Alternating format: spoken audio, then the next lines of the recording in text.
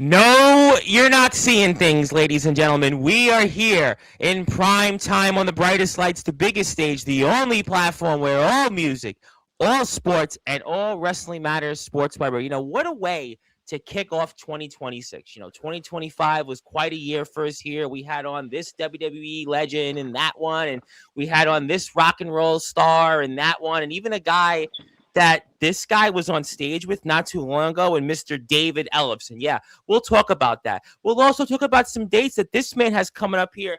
Finally, this side of the pond here once again. We'll talk about that. We're going to be hitting a few dates in the West Coast with the one and only Ronnie Romero. We'll also talk about a new record deal with his band that next year has a 25th anniversary to celebrate. Yeah, we'll talk about that. We'll also talk about a track that he played on with a guy that, well, let's just say it's Up the Irons. We'll talk about that song. I guarantee you Eternity hasn't failed here. We'll also talk about some other things, his amazing career. We've got a lineup change once again here in Firewind. It's the old guy replaces the new guy, but it's the same guy. But I promise you, you're going to definitely be excited about what's in store here. Plus, we have a brand new record label, which we're all excited about. Normally, I do the intros, but I'm going right to it. We have on here the man that has done it all. You've seen him in places like Dream Evil. You've seen him in places like Arch Enemy. You've most certainly seen him with that guy. Yeah, we'll bring him up for a few minutes. The Prince of Darkness, God rest his soul, Mr. Ozzy Osbourne. You've also seen him with his own band. gusg is a solo artist. And most importantly, the band that is the legendary Firewind, which now has over 10 albums in its arsenal. But without further ado, ladies and gentlemen, the one and only guitarist gusg. My friend, an absolute honor. Happy New Year, and thank you for being here with us. Happy New Year. Man, that was a long intro. I was going to do the WWE intro one, but I've done a few of these with like the music guys, and I get like the chatter or like another place like, oh, it's annoying. It's over the top. I don't like it. And see, my hook, which I was telling you off the air, is that I have been big in the wrestling world, and I want to thank all the wrestlers that have come on my platform. I have all these big names in WWE. So when I had the opportunity to do one of these, the first one I did was Doug Pinnick of King's X. And since then, it's kind of like, where I'm going to go reach out. And then, I was like, what? We had this kind of fall into our lap all of a sudden a couple of days ago. And I'm like, okay, it's gusg.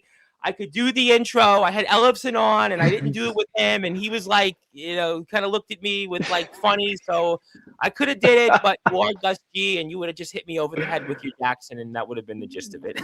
Oh, man. Well, thank you anyways. Thanks for having me. Absolutely.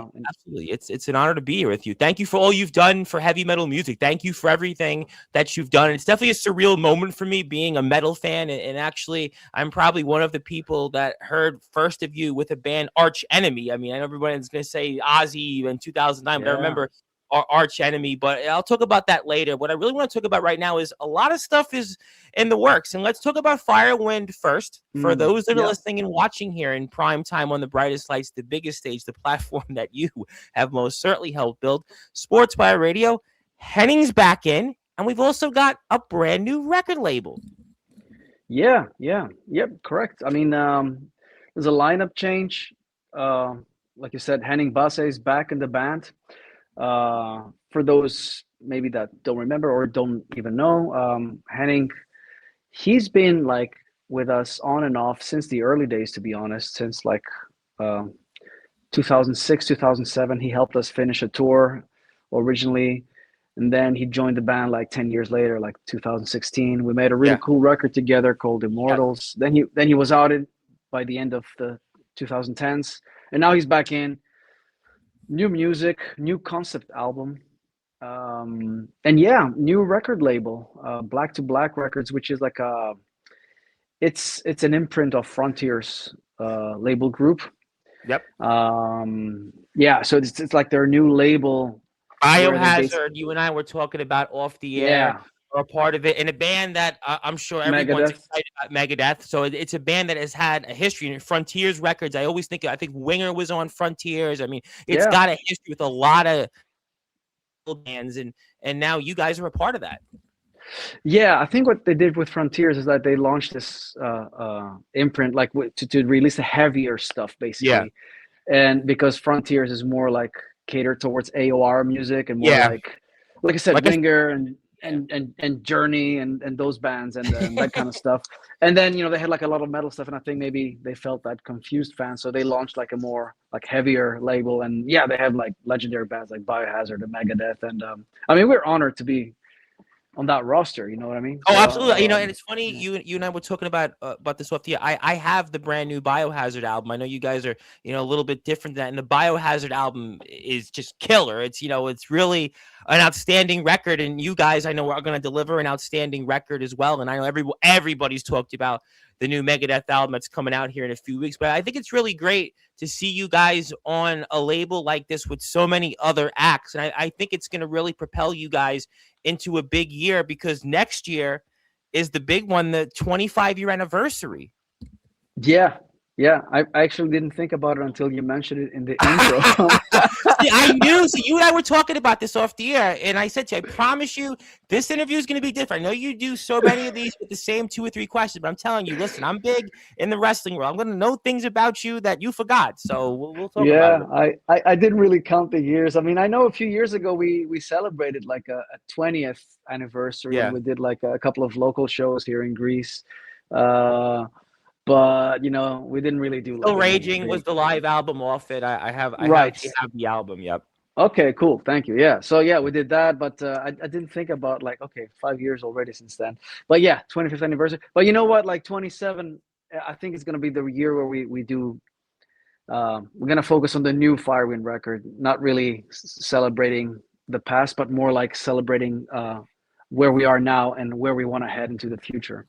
I think it's more about that. That's a great point that you made, because it had on a lot of different bands in 2025, which obviously is a tremendous honor. I talked about with you off the air. Doug Pinnick at Kingdix was the first one, and they haven't put out new music in a while, and they're trying to get to that process. And I had on Mr. Ellefson, who's obviously played on your solo work. You played on his solo album. You were just with him in Buenos Aires.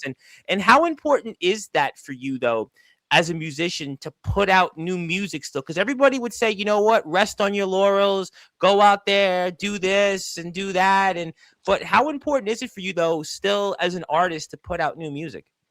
For me, it's very important. Like, I think it's very important to keep moving, to keep being creative, not just resting on, like you said, resting on your laurels. And okay, we had a couple of great albums like 20 years ago. I mean, so what? Like, that was who. Yeah, I mean, it's great, of course, to have a great body of work and a great catalog. It's important, I think, to build that. But for me, it's also important to keep creating. I mean, right now, to be honest with you, I'm working on 2 albums. I've just finished my new solo record, and that's going to come out this year. And then I'm pretty much wrapping it up on the new Firewind record. So, I mean, I've written over 20 new songs. So it's, for me, wow, it's important to keep writing. And I have other ideas laying around. I just want to keep releasing music. If I feel inspired, if I feel, of course, that if I feel that I have to say something as an artist. If I don't feel like I have to say something, then yeah, it's okay. You don't have to say something all the time. But as long as, I'm feeling inspired, I will keep doing it. I will keep putting out new music if I feel it's good. No, I think your music's always very good, especially the last album, Stand United. I mean, just Salvation Day. I mean, I remember the video, and it almost felt like, boy, it was just almost very surreal. I feel like the last record you did, it was more present day, what's going on. I know we're so early in the process for the new album, but do you feel it'll be similar in topics? I know we were still coming off COVID when you guys worked on the record, but in terms of that Stand United, I mean, Destiny is Calling, Chains. I mean, it was some really great songs on there. But do you feel like the approach will still be similar to that? I know obviously Henning's in the band once again, but talk to me about that. Yeah, no, it's going to be a totally different album. Actually, it's more along the lines of the album Immortals that we did with Henning. So Immortals, yeah, 2017. That was like a concept album, our first concept album, and that was about you've probably seen the movie 300 about King Leonidas and the Spartan warriors and stuff. So it was about that. It was about Greek history and these legendary battles, ancient legendary battles. But well, I'm gonna say it. What the hell? This new one is also gonna be a concept album, and it's also going to have a Greek history flavor to it, and also mythology.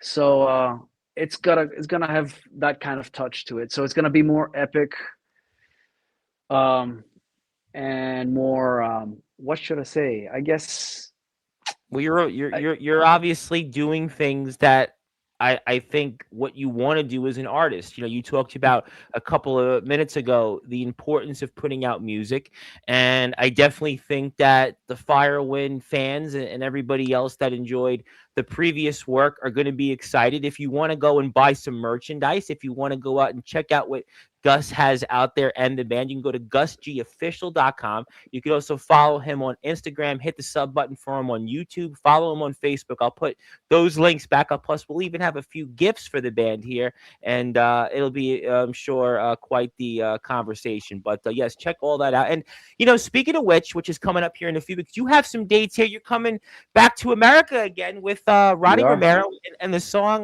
My Premonition. I mean, it's got 65 or 66,000 views on YouTube, and it's a killer song. And you guys are playing right around where NAMM, I'm pretty sure, is going to be, and that's going to come up in about 3 weeks or so from now. And talk Yeah. to me about those dates we're going to see here. Yeah. We were gonna fly out for NAM, and we said let's do a couple of shows around that weekend, the NAM weekend. Everybody goes Yep. out to that, and there's gonna be a lot of musicians and a lot of fans from all over the world going out to that. So we're gonna play 3 shows. It's also a little bit of it's a good idea for us to test the water in the US for this project with Ronnie. I mean, we just did a European tour, which was very successful. And we're gonna repeat it again this year. We're gonna do another round.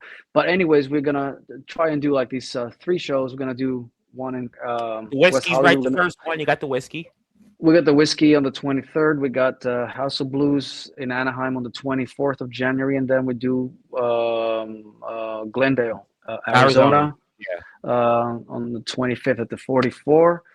Yeah, just these 3 shows. We're gonna see some people at NAM, of course, and then I'm gonna fly over to Miami to meet the Firewind guys. 7,000 tons of metal. I mean, you got that with Yeah, Firewood. You guys have a date here kind of in the between, kind of interesting, kind of exciting. You got 3 dates coming up almost back to back to back, and then you're here a few days later for 7,000 tons of metal. That's exciting. are you in Florida, or where are you?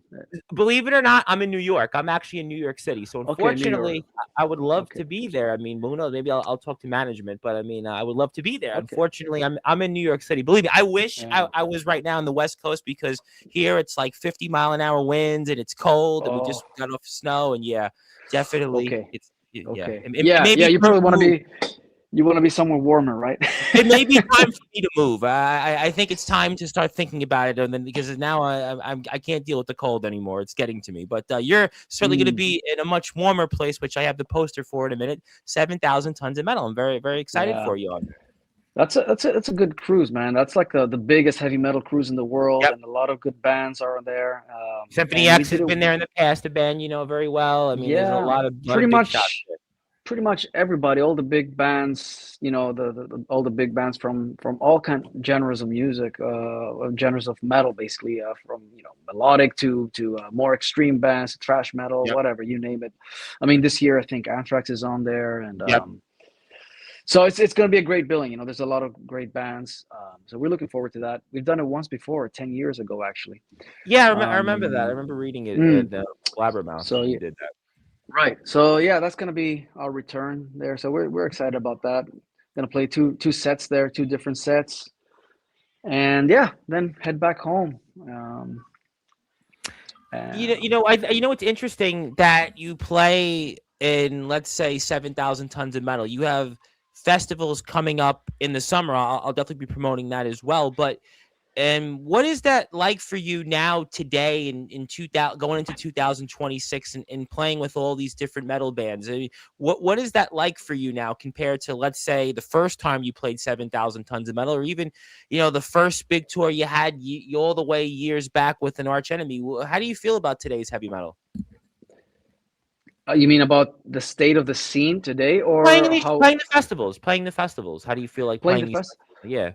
Oh, I mean, it's always exciting. That never goes away. I wouldn't say it's like the excitement of, oh, for the first time, doing it for the first time. But Yeah. of course, we have more experience under our wings now. But the thing is, it's always exciting to be invited back. Uh, I'm not a guy who takes these things for granted personally, even though I've been in the business for almost 25 years now.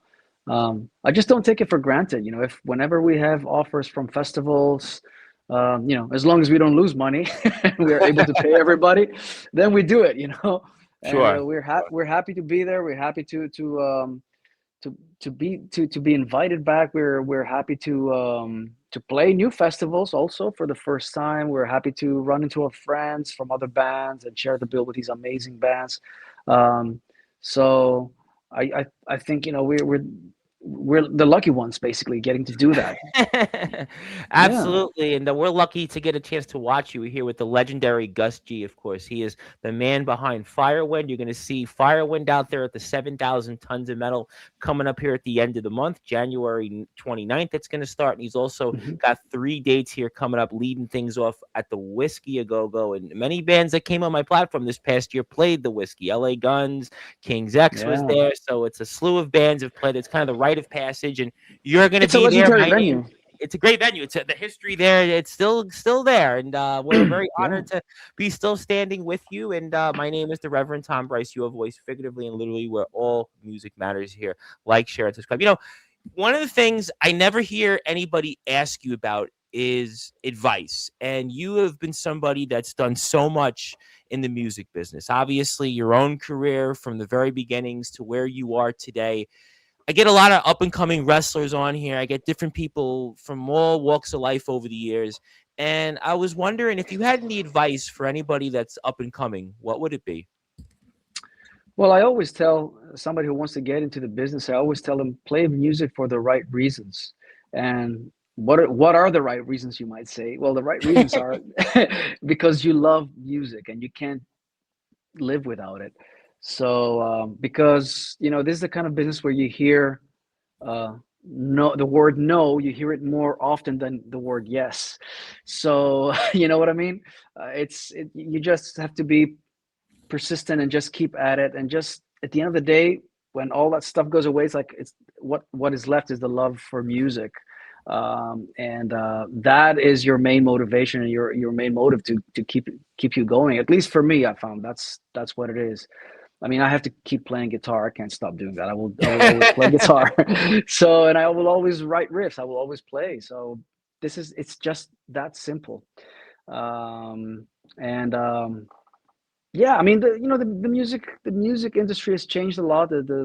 It's a different landscape right now Yeah, than it I was. just had on David Bottrill, who produced the Big Tool records, and he Hmm. also engineered one of Rush's records and did some work with Dream Theater. And one of the things we were talking about is AI in music, and it's crazy because to me, I still don't understand AI.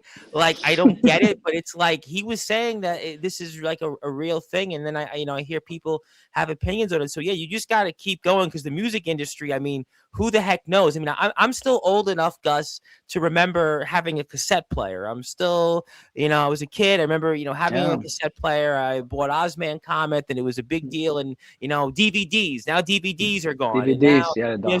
CDs are like they're okay. I buy them, but it's almost a collectible. But now Yeah. we're looking at even just how music is shaping up. Everybody just goes on and has a thing, and now they're playing. It's like Guitar Hero on steroids almost, if you know what I'm saying. Yeah, I mean, music is consumed in a different way. I think people still listen to a lot of music. It's just that the medium has changed, and we have to Yeah. accept that. We really have to accept. I mean, if you want to be in this business, and not be bitter about it, you have to understand that the medium has changed, and you got to get on with the times. Um, and I was watching an interview with Nile Rodgers, who's like a Oh legendary. yeah, yeah. I know Yeah, now. yeah, Everybody knows it. and he Legend. was saying, yeah, and he was saying something very interesting. He said that the currency has changed. Like probably like 20 years ago, you said, oh, a CD has 10 songs, and you buy it for $10 or $15. So you kind of calculated like a song is worth like $1 to $1.50. But Yeah. now with it's not tangible anymore. It's not, the physical No. product is out of the way. So Yeah. the new currency is time. basically what we're asking from listeners is their free time to listen to the music because it's for free, obviously. Although I'm So trying to still buy new music. I have the physical CD of Biohazard, obviously good for the label. And, I yeah, had on Scott Del Hoover of the band Dangerous Toys, and they put out a collection of songs that they had demoed, and I bought it. And I'm a believer in buying the CD. But yeah, yeah. it's hard for a lot of people I now. mean, They there's don't no want record shops.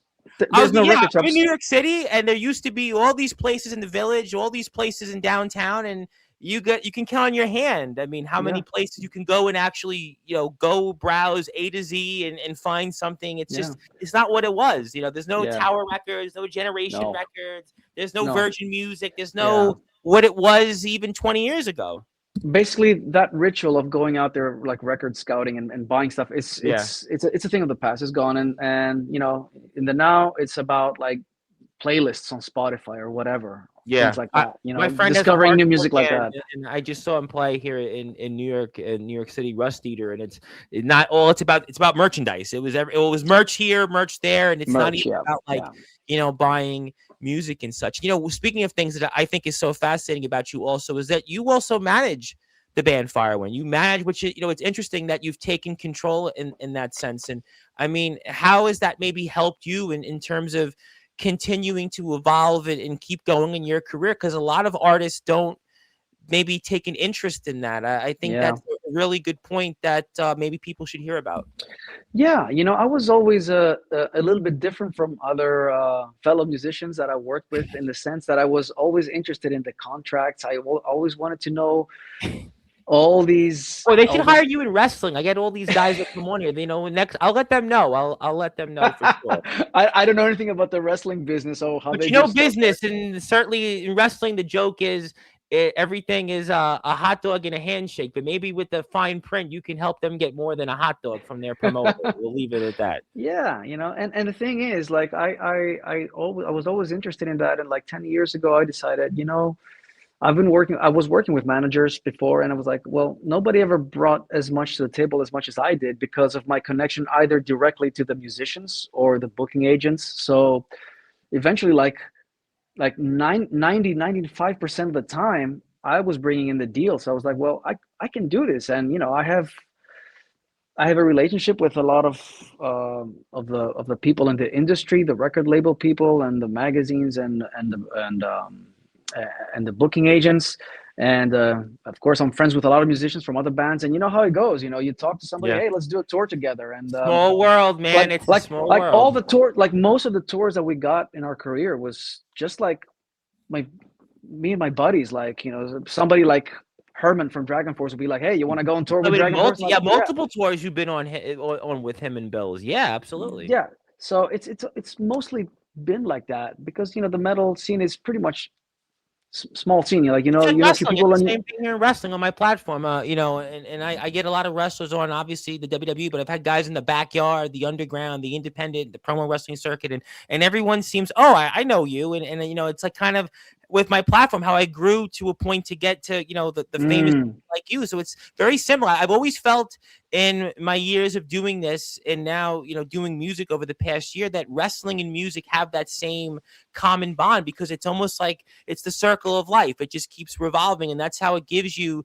those opportunities. And you've obviously been a part of those. And I want everybody again to go to gusgofficial.com to find out more information on what Gus is up to. Again, he's going to be playing here in our side of the world coming up starting Friday, January 23rd is 3 weeks from tomorrow. So you got to go make sure you go buy a ticket at the Whiskey House of Blues in Anaheim. Everybody plays there. And then he's in Glendale the next day, then 7,000 Tons of Metal later that week. So if you're here in the Big Apple like I am, you want to warm up, Gus G's got plenty of stuff for you with him and Ronnie Romero. Everybody knows Ronnie with the hit single My Premonition, and then he's going to be back out there with Firewind. You're going to see some stuff with them later on. We'll plug those festivals in a little bit. And, I did want to ask you about something you played on recently, which really made even my hair on my face, my mutton chops stand up. And that was the solo on Bruce Dickinson's latest solo album, Eternity Has Failed. I mean, you got to talk to me about that and just how it all unfolded and what a killer song. And, shout out to Roy Z, who I know produced the big Halford solo albums I love, Crucible, Resurrection, and he produced Chemical Wedding. Yeah, I mean Roy Z. When I heard that, and you got to talk to me about how Eternity has failed with that solo. Yeah, man. Roy, actually, it's nice that you mentioned Roy because he's the man behind it all. Oh I mean, not only man. he's like you said, he's such a legend. You know, the guy has made these amazing records. I love the Halford records, the Bruce I think one records. of the tours he played, it was either him or Bruce. He actually played on tour, I think, with them for like he did some backup. I think, if I'm not mistaken. Roy was playing on a lot Yeah. of tours Yep. with Bruce, and he was Yep. in Halford. Actually, when I was in Ozzy's band on one of the American legs of the tour, Halford was supporting with the solo That, band, and Roy was playing that's what I guitar there as thought. well. That's exactly what I thought. I remember that. Yep. So I go way back with Roy, even before that, like in the early 2000s, I was doing some solos for Rob Rock, who he was producing. Anyway, so we have a lot of common friends, and like I said, it was basically because of Roy that I got to play this solo. He reached out one day and he said, "Hey man, I'm finally doing this new Bruce record, and we are re-recording the song that was Bruce's song, but Maiden heard it and they put it on the Book of Souls. But Yep. now Bruce wants to do his own version of it, the original one, and it has this big, long, epic solo. And he said, I want to do like a kind of like a double solo together." Trading licks, and I was A like, lot of melody hell toward the solo. It was very, very melodic. yeah. So basically, it's that long ass solo is just me and Roy going back and forth, and it was great, man. It was an honor to play on a legend record, you know, like Yeah. Absolutely. Bruce's record, and of course to work with Roy again. So I have to thank him for that and give him credit. He's the guy who put it all together. And yeah, I mean that was one of the biggest metal records last year. I was So gonna say because that we were talking earlier about people don't buy music, but that record with like #1 in a few countries, hit the top 5, oh even yeah, America here, it yeah. actually charted. I mean, people say new music, but that album was great. In fact, Bruce just played. He just toured here. He was in New York City, Brooklyn. I want to say about 3 or 4 months ago. I mean, so that tour went on and on and on, and it was a really successful record in between stuff with Maiden and you were a part of that. I mean, so that was that shows people that people, if it's good, people will find it. And that record it actually was one of the best selling Bruce Dickinson solo albums of his career. Yes, it was. You're right. You're right. Very Yeah. successful record for him, and yeah, proud to have a few seconds on it, man. Just shredding a little bit, you know. Well, that's why people need to go buy the Mandrake Project and hear Eternity has failed. I mean, that's really a reason why. I have to give you a couple of things, and I know I got a little more time with you, but I want to do it now because I got a few things, and I really Okay. want to share Yeah. my screen, and especially for those that are listening and watching here in prime time on the brightest lights, the biggest stage. First of all, it's Firewind Day here. It's Firewind Day, and we're going to air this on January 1st, and What is we that? want you to have that. It's a certificate basically saying on all of my platforms, which is YouTube, Twitch, LinkedIn, X, Tumblr, all these different platforms. It's honoring your band for everything you've done, and I wanted this to give to you. We'll give it to management, and I got a couple things to give. You'll definitely, I hope, take them. Oh, And it's Firewind Day, but I have two more things I want to give you. So I thank you. really felt it was important Wow. and to thank you for everything that you've I done. really appreciate that, Tom. I Thank you, I got a man. few things, Wow. I have still for you, and we'll Okay. do that later. I got to ask you. It's kind of funny because you are technically the first guest I have on here in 2026. But you have any New Year's resolutions? If I don't ask you that question, people are gonna be like, "What's the matter with you?" But you have any New Year's resolutions? um. Yeah, maybe try to control my eating habits a little bit. That would be Well, about it. you know what? Everybody I can, can. Yeah. I mean, I try to stay as healthy as possible, of course, but it's not always possible on the road. But yeah, that's about it. But nothing, man. I just want to be healthy and just keep doing what I'm. Be healthy enough to be able to do what I do. You definitely do. That's what I think about every year. Like these days, I'm thinking, Yeah, well, I hope we get another good year out of this and like be healthy and strong and just keep at it. Go out there and play for the people sure. and keep making music and that's it really. No, That's I all did there not. is. So yeah. We talk in wrestling about that all the time. We want to go out there and make sure our opponent's safe. We want to go out there and make sure that we do the best we can. And speak with how's the baby? The baby's good. Thank you. Yeah, I'm a first time dad now, so Yeah, I it's saw that a few months ago, and I'm like, wow, congratulations. I mean, yeah. you Thank giving you. us Thank you. giving us hope for some of us. My son my son was born on the most American day, July 4th. I saw that. I saw that. Yeah, Yeah, saw so that. I mean, he's not American, but doesn't matter. July 4th is a cool date. So yeah. I mean, he's 6 months now. Yeah, almost 6 months. Yeah. Yeah, 6 months old, and he's doing really good. He's a big baby for his age. Yeah, yeah. It's all that breastfeeding, you know. I'm gonna say, congratulations. I'm gonna certainly Thank you, say man. that, and I'm sure we'll see. Maybe the baby one day replace you, and 20, 30 years from now, and keep Firewind going. I mean, Whatever he wants, I will support him in whatever he wants to do, whether it's music or something else. Then, so Yeah. One of the things I always loved about you is that you're a Jackson player. I had played guitar and bass for a bit. My mom sings. Actually, my mom's birthday is tomorrow. I want to wish my mom a big happy birthday. Obviously, a huge happy heavy birthday, metal fan. mom. She's covered a bunch of Ozzy songs, and Is loves your it. mom is your mom the one who turned you into metal? I would say no. I mean, I knew about it, but I didn't get into. Actually, believe it or not, how I really got into heavy metal was through wrestling. Believe it or not, because I don't know if you know Ah, this or not, but there was a company called ECW, and they would play without really consent of the artist. I want to point this out, and I've had a few ECW wrestlers on recently. okay. Raven, Rhino, and Gary Wolf, and a few others. They would come out to music. For example, there was a wrestler, Shane Douglas, would come out to Deep Purple's Perfect Strangers. So I would always hear that. Ah, Rob Van Dam came out to, who also was his first time dad, twins though, came out to Pantera's Walk. I mean, Taz came out to Kiss's War Machine. So in a way, also speaking of Mr. Ellefson, his band Megadeth at the time he was a part of famously played on a program, WCW Monday Nitro, and they had a song for Goldberg at the time, who was like a yeah, big yeah, yeah. deal in Yeah, I know wrestling. him.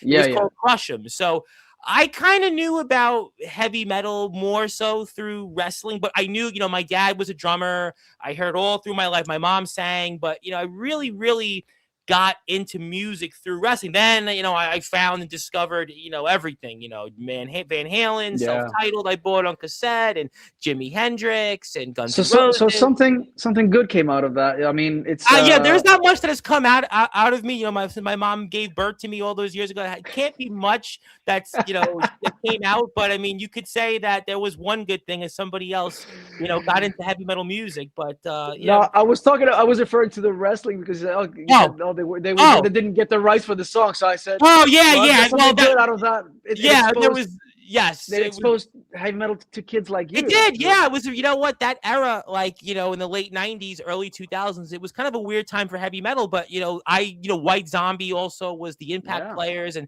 there was so many bands. And I was like, okay, well, I started to get, curious. Metallica had famously played also. It was funny. Megadeth plays one day on Nitro, then Metallica comes on, later Oh, on a few weeks. So that was during the Megadeth Metallica feud. And right. I heard Metallica, although I wasn't as big as a Metallica fan. I was more of a Megadeth fan. But yeah, that's kind of how I stumbled upon more into music. But obviously my mom's gonna now really listen to the show now because she heard that you and giving her happy birthday. But yeah, it's I really got into heavy metal music more through Through wrestling, but I wrestling, yeah. knew my dad loved Black Sabbath, Led Zeppelin. He taught the drums. My mom sings, and she sings out Cool. here and plays in bands. But obviously, that's kind of the gist of it. And speaking of Mr. Ellefson, you were with him, and I interviewed him a few weeks ago, and he is famously played on your solo album with the song Vengeance. You played a cover on his solo album back during COVID, Free Will Burning, and I did, yeah. it was nice Yeah. to see you and him and his band Kings of Thrash out there in Buenos Aires.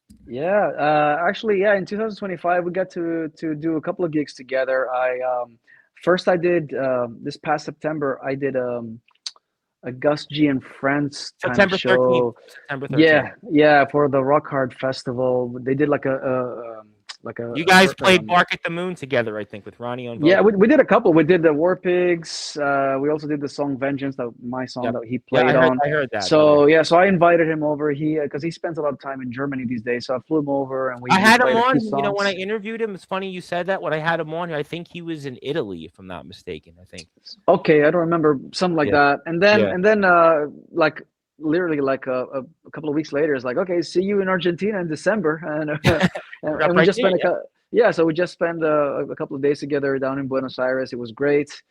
Tim Ripper Owens was there, Oh, I love and Tim Rollins. I yeah, love. man, he's incredible. So it was all of us there. We just did two shows there, like these two last shows of the year before we all split and went home for Christmas. So it was a nice thing.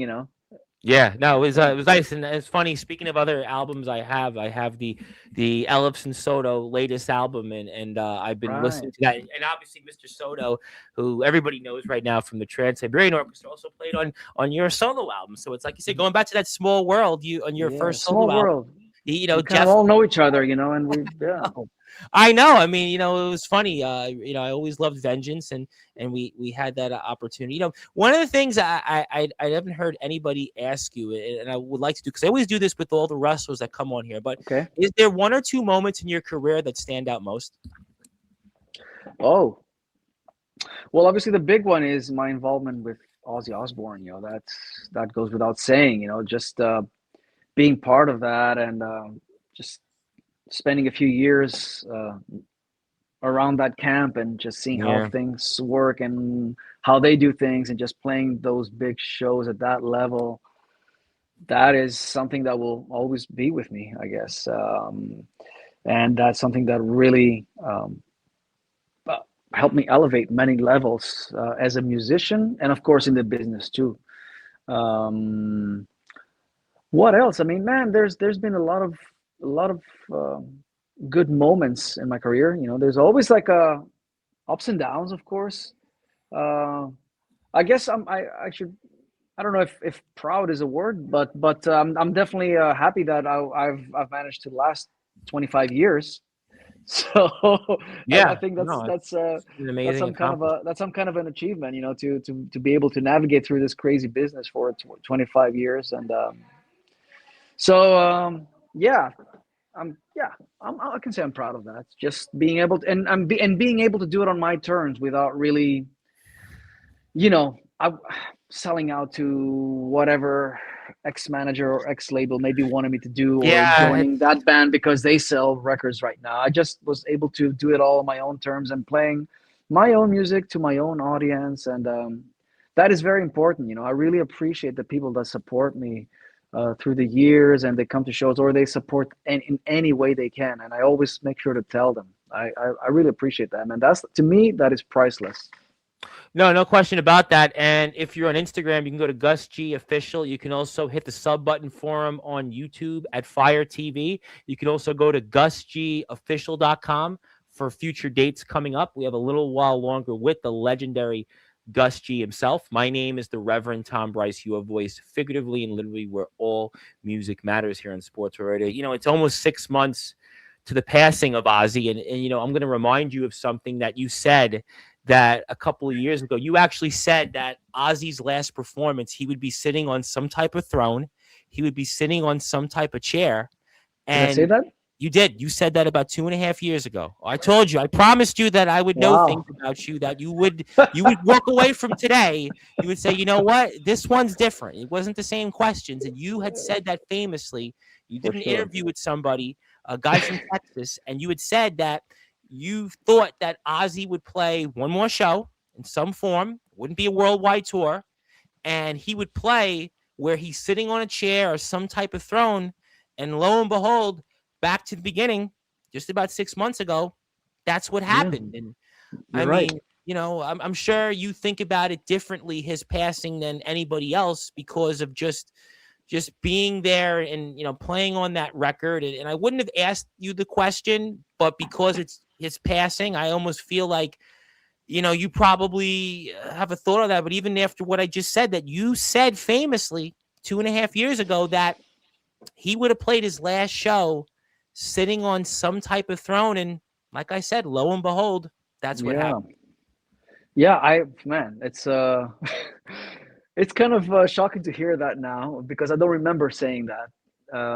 Maybe it had to do, maybe at the time I was a little bit, my mind was a little bit, He had canceled a bunch of date. It was during the period he canceled a bunch of tours. he was he was Tours like stopped. The canceling and putting it record, on and canceling, and yeah, his last I think it, record came out, and they didn't tour for it. They were going to try to do it. He played like he just couldn't. They were trying. They were trying. yeah, and I think I remember reading about all these operations he was Yeah, having and that he couldn't really stand up. And I think maybe right around that time, if it was around 2022, is I did a few shows with Paul Diano, you did and Paul Diano. Yes, you did that, and then he was on a wheelchair. yes, yeah. And maybe that's what was going on in my mind. I was like, well, maybe if Ozzy would go back out, maybe he would sit like on this, You were like promoting the big. self-titled record, and you had just finished recording what would be Still Raging. Right, right. And I was probably, my mind was probably thinking all these things, and maybe I said it in an interview, but man, wow, crazy. But it's really it's really mind blowing. That's, he's no longer with us. I know. And the thing is, I'm as sad as anybody else about it because everybody is connected to his music. His music, with either his solo stuff or Sabbath, is the soundtrack of our lives, and he's responsible for millions of people's uh, his music has accompanied people in their personal moments throughout their lives and means so much to so many people. And to me, as a fan, of course, because I'm a fan of, above all. But at the same time, I'm thinking, well, I knew that guy. I know his family. I've been to his house. We tour together, and like he's the ultimate legend. Of course, he's an icon. But I know the guy as well, so it hit me pretty hard when I heard the news. Um, but yeah, man, and also at the same time, you got to think like, what a way to go out, right? I know. Yeah. I mean, It was very sudden, very unexpected, but at the same time, you couldn't even direct such no, a. you couldn't script it. People just, Yeah. I mean, would love to have gone out the way he did, and it's kind of interesting because I did a tribute show about it because in wrestling, right after Ozzy, as a matter of fact, Hulk Hogan had passed away, and so you had Right. Ozzy, and then 48 hours later it was Hulk Hogan. So it was really a big deal, and I'm, believe it or not, with a lot of the wrestlers that come on my platform, they felt that Ozzy really hit them more than Hulk because Ozzy just had back to the beginning, and he has been such really an icon to so many people, and he had crossed over into so many things, and Yeah. even in wrestling, he had been a part of WrestleMania all those years ago, Yes.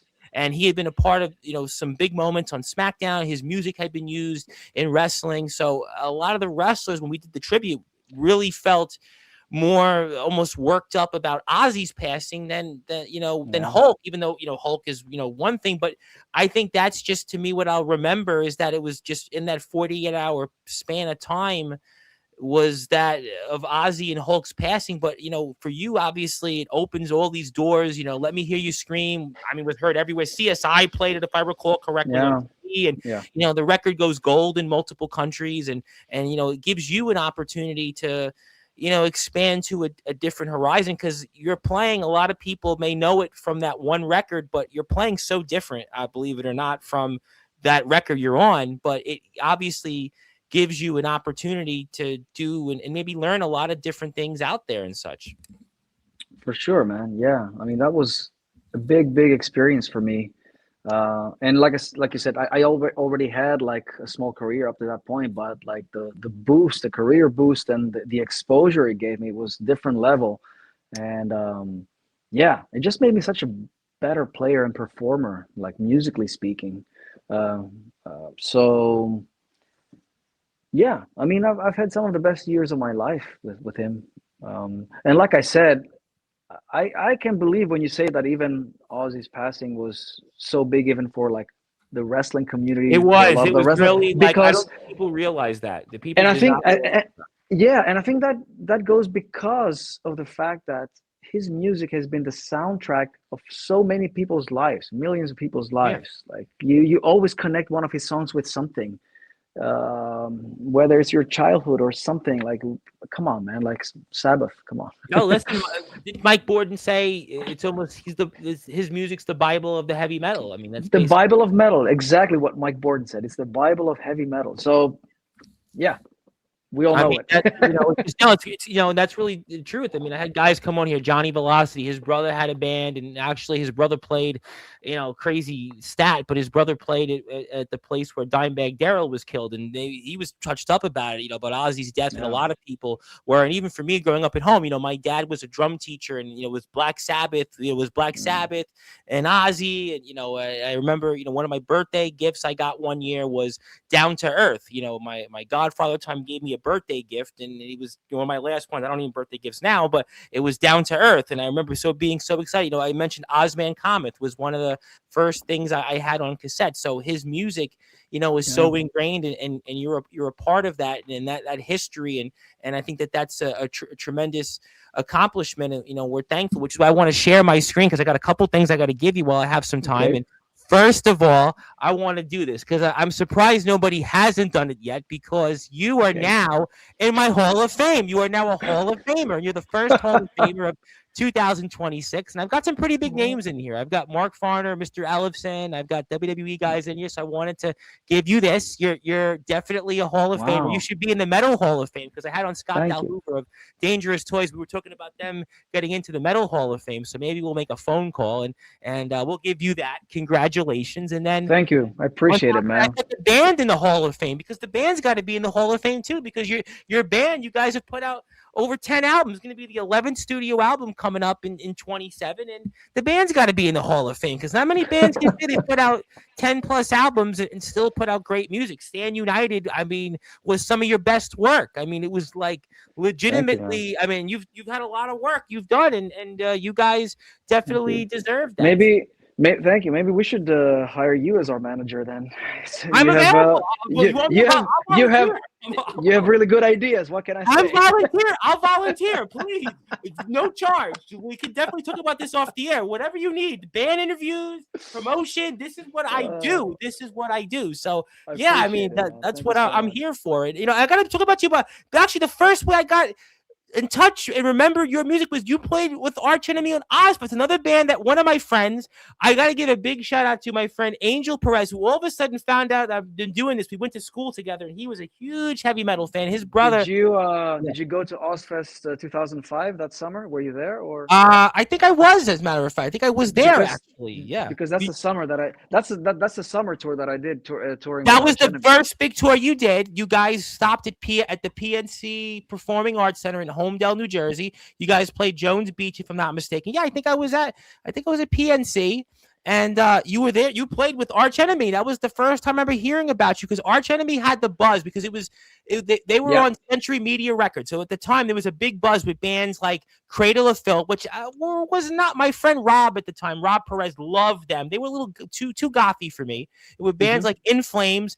Shadows Fall, which were all, Shadows Fall was Roadrunner, but it was that lane of where metal, you saw these bands come out, and you played on that tour there for Arch Enemy. About that. There were all those bands on the Ozfest 2005 billing, and I think there were like a lot of days off or travel days, and a lot of bands kind of teamed up and did Black club shows. Was on the tour. I think Trivium was there. Iron Maiden was on the tour. Let's not go there, but they were on. That was the egg throwing event year. I heard. But we'll leave and it. We missed it. We would watch every day. We would watch Maiden set and Black Sabbath set, and the only night we said, okay, let's leave tonight. Let's leave earlier. Let's hop on the bus and go to the next town. That was the only night, and we missed the egg throwing event. Maybe it was a good thing, because you got to play with Dickinson years later. So maybe it was a good thing. Maybe it evens out. I'm a believer in that karma, and maybe that was a good thing. So you played with Arch Enemy on that tour. I remember like metal was starting to like come back a little bit. I remember it was Megadeth had Gigantor. It was Ozfest. I just remember like it was exciting. Headbangers Ball in America had come back. Jamie Josta. That was a year. Yeah. That was a year. When I was in school, I never forget it. I all of a sudden was walking by, and I go, "You're Jamie Josta, and you're the host of Headbangers Ball with the band Hatebreed." And I felt like heavy metal was coming back in America at that time. It's kind of funny. Like in the early 2000s, like around late 90s and early 2000s, as you know, like playing guitar and guitar solos was not cool at all. No, And around no. around that time, like you said, 2004, 2005, mid 2000s, Yeah. because of that wave of Swedish Scandinavian metal and the new wave of American heavy metal blowing up, like guitar solos and shredding became a thing again. And It did. It came it back. was Yeah. pretty cool to be at that time in the scene, you know, like just being a young kid and being and touring with bands like that. It was, Yeah, and I was excited. I did feel it came back. Lamb of God started to get popular. yep. I mean, I felt like it was coming back. Whereas, like, I remember those early Ozfest tours, they had like Linkin Park on there, and it was like, this is not good. I mean, this is not good. I mean, Disturbed at the time was on the bill, although Disturbed did play solos later on, but like those early Ozfest, Yeah. like at 99, 2000, Yeah. It was more about the new metal. yeah, but when you got on the bill, it was like, okay, it was starting to come back, and that's I really kind of think helped, worldwide and such, and I think Mm-hmm. it was great to see you. That was how I first, so I wanted to ask you this because nobody's ever asked you. People talk about, and I know the Ozzy record, Scream, massive success. I get that, but if I said to you that in your career, that's only less than a tenth of what you've played on. If I told you that that album is only less than 10% of what you've played recorded in your career, what would you say to that? I would say that I didn't know that.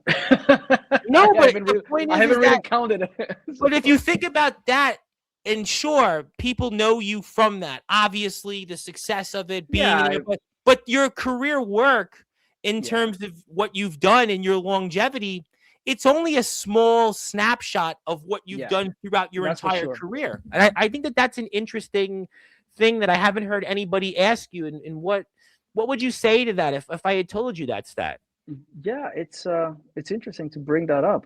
I mean, yeah, it's just one of the records, a very, very important record of my career, obviously, uh, because of the exposure and because it's Ozzy Osbourne and all that. But yeah, it's one record of the many that I've done. Just alone with Firewind, we have 10 studio records. I've done 4 solo records. I'm going to release my 5th solo record this year, which is going to feature a lot of really cool guests, by the way, and also play with so many other bands, either as a guest or just writing, co-writing, and playing.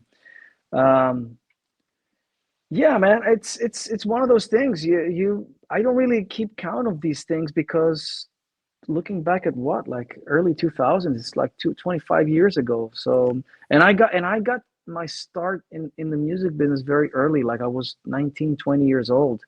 So, I'm not as young anymore, obviously, but I'm not very old either. So I'm kind of somewhere in the middle. It helps you kind So of navigate. I think it gives you a good perspective that I think is unique. And that's kind of why I really think your work is so interesting because, again, I know the one record, obviously Scream, again, the success of it. But if you looked at your career, even who you are as a guitar player, I feel like that work you had on that record versus your career, it's like a tale of two different players. Like, not to say that your record, what you recorded, was handcuffed on there, but I feel like the playing on Firewind, the playing for your solo work, the playing on Dickinson's yeah, stuff, it's like I feel like your playing is so different. I would say it Gus is. power metal player, Gus G straight up classic metal player. I mean, I hear Paul Gilbert, I hear Marty Yeah, Friedman, I hear those references. Even the song you have with Ronnie Romero that's out, My Premonition. I heard like early Mr. Big on there. Like I heard like yeah.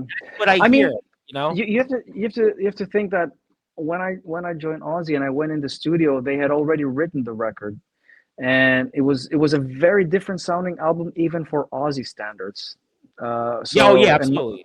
Yeah. even for his standard, it didn't sound like anything like his past stuff. No, I no. expected it would be like some kind of return to form, like to the 80s stuff, but it wasn't. It was like this almost industrial kind It of wasn't sounding record. until Patient Number 9 that it was kind of like it was a return to Yeah, form of it. His albums, yeah, Black Rain prior to that was, I mean, it was okay, but it was yeah. not But not I think anything. there were good songs on Scream. It was just not like the stuff that you're used to hearing from Ozzy, which is No. okay. He's a solo artist and he wanted to experiment with different things. I think that's cool. And So my job was to go in there and re-record all the guitars because at that time Kevin Churko, the producer, he had Kevin played a came bit of in. guitar. Yeah, yeah. And like they were like, well, we need a guitar player to play like a real guitar player would do it instead Yeah. of like editing riffs here and there. Right. So I redid all the rhythm guitars. I played all the acoustic parts, and I added little bits and pieces here and there. And obviously there were no solo parts, so we had to create space for solos because that's a big part of Ozzy sound. The guitar, all those little nuances and little guitar fills here Yeah. and there, and solo sections and things. So we added all that. Um, and so for me, it was a very, very different project. I've never done a project like that before or ever since, where I just walk in a session and, well, here it is, it's done, but it's missing guitars. It's like just drums, bass, and vocals.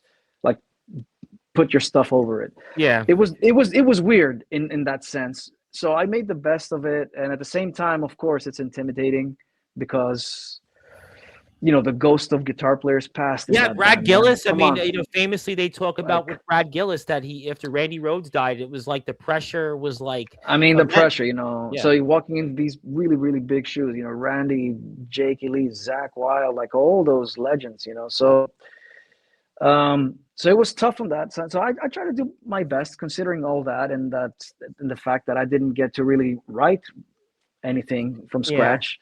I think I wrote like an acoustic intro on one of the songs, and that was about it. Digging Me Digging Me Down. Down. Yeah, yeah. And that was it, really. 1 minute, and like then it came in like a minute and 40 seconds later. Ozzy's vocals came in. Yeah. Yeah, yeah, yeah. Like we wanted to make like this big, long, epic. It was like almost like a track. diary. It was like in the vein of not the song Diary of Man, but of that album. It was trying to I remember like a modernized version of Diary. Yeah, in 2010. 30 years later. Yeah. Yeah, yeah, yeah. So okay, I think it's great. I mean, I listened back to the record recently, and I thought there's some really, really good moments. Soul Sucker was composition. good. Soul Sucker. Yeah. Soul Sucker. Yeah. That was good. I mean, yeah. A couple of the singles were great. Let Me Hear You Scream. I think that's a big song. That's a good song. Yeah, And, no, that was a huge song. I mean, that was, through the roof. And Life Won't Wait. There's a couple of really Life good Won't Wait, ballads. I think was a video for that one. I remember that one. Yeah, yeah. I played that a lot. Yeah. But yeah, I know what you mean, man. Like comparing that with records that I start. I just Stand scratch. United was like, this is not Gus G who played in Ozzy. I mean, like your work, you even throughout your career. I mean, the stuff you did with Dickinson. I mean, even anything you've done in other projects, it just doesn't, it doesn't sound like you. And it's just, it is what I think maybe the solo parts on Scream sounded like me, but the riffs definitely not me because I didn't write them. So yeah, it didn't. But before I let you go, you have a couple of other dates I got to promote. You have later in the year. You've got with Ronnie. You've also got a Firewind date here coming up in June. That's obviously exciting. You got some dates there. Well, we're gonna be doing just to kind of like summarize it really quickly. We're gonna be doing a bunch of summer festivals, both with Firewind and with my solo project with Ronnie. Right there. Yeah, it's a good festival in Poland. You played with on stage before, obviously. That's another man you know very well, Mr. Glenn Hughes. Glenn Hughes and Michael Schenker is gonna be there, so it's gonna. I mean, that'll be a really nice festival. So we're gonna be doing a kind of like a mix and match. I'm gonna be busy in Europe all over summer from June until end of August, doing festivals with Fire. I think we're gonna do about 10. There's a lot more that is not announced yet. So that we're gonna announce a lot more gigs, festivals all over Europe. I know there's talks about an American tour, but I wish I could announce. I wish I could talk about it right now. I'm sure that they'll be the band. The way I know this works, I get WWE wrestlers on you, so I'm going to spare you this because I know other people you want the nuggets. But since my platform, I know because I get WWE wrestlers on here. If you say something that's going to incriminate you, you're also incriminating yours truly. So at this point, we'll find out. You'll come back on and talk about that. I hope it's a great package. You've played with Dragon Force before. You guys have been out there with Queens, right? Yeah. Some other bands. So I'm sure we'll find out. It'll be really exciting. So regardless of that'll be the case. And before I let you go, how are the cats? The cats are doing good, man. Thank you for asking. They're good. They're a bit jealous of the baby nowadays, but they're all getting along, of course. Oh. But it's a big family here in the house. Between four Yeah. cats and the toddler, so it's nice. You're It's a busy busy man. You're a times. busy man. You're definitely it's a family affair now. And Yeah, obviously yeah. I know your godson was playing. I saw the video a few years back with you and him. That was good. Who knows? Maybe you'll have more family affairs out there. But before we sign off here, you gotta follow this man. It's gusgofficial.com. Go to his website. Also, Gus G Official on Instagram. Hit the sub button for him on YouTube. Also, hit the sub button for Firewind. Also, follow him on Facebook, all social media platforms. You're going to see Gus G coming out here with Ronnie Romero, Whiskey A Go-Go, 3 weeks from tomorrow. You're also going to see him House of Blues. Every metal band has played at House of Blues. Then he's in Glendale, Arizona the next day. Then January 29th, starting at 7,000 tons of metal. And you're going to want to see every Anthrax is on there. I'm sure you're going to see other bands that we know from this platform, whether it's King's X or the Symphony X who've been on here.